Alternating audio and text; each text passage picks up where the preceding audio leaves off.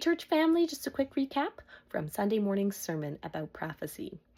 We began in Genesis chapter 1, where we saw that God created all things through prophecy.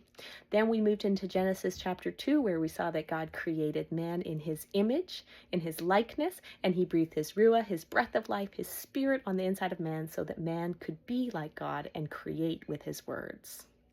Then we fast forwarded into the New Testament, where Jesus had died and risen again for us so that his spirit could come and live once more on the inside of us in that redeemed state. Now we have direct access to hear from God directly, and he wants to speak to each of us. We saw that it's his desire that all people would prophesy. And we talked about the importance of this being done out of the fear of the Lord, because we know the Bible tells us the fear of the Lord is the beginning of wisdom.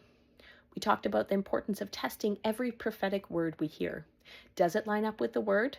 Pray it through. Do you have peace? Do you believe that's the heart of the Father for you? We talked about how sometimes bad vessels prophesy good things, like Pharaoh having the dream about the famine that was coming.